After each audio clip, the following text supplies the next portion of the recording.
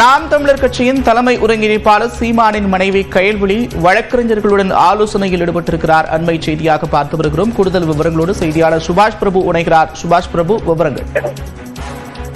கயல்விழியும் ஒரு வழக்கறிஞர் என்பதை நாம் கவனிக்க வேண்டியிருக்கிறது. தற்போது இந்த வழக்கறிஞர்கள் நிலங்கரை காவல் நிலையத்திலிருந்து வந்தவர்கள் இந்த வழக்கு பதிவு சம்பந்தமாக அவருடன் பேசி வருகிறார். மேலும் இவர்கள் தரப்பிலிருந்து புகார் கொடுக்கிறதுக்கான முயற்சிகளும் மேற்கொள்ளப்பட்டு வருவதாக தகவல் இருக்கிறது.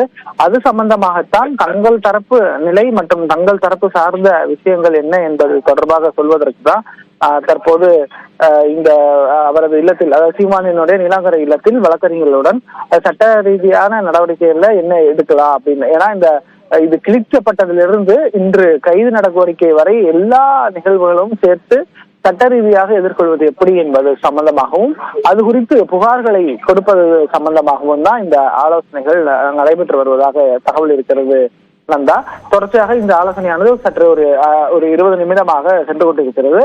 அதன் பின்னராக வழக்கறிஞர்களை புகார் மனுவை ஏதேனும் காவல் நிலையத்தில் கொடுப்பதற்கான வாய்ப்புகளும் இருக்கிறது.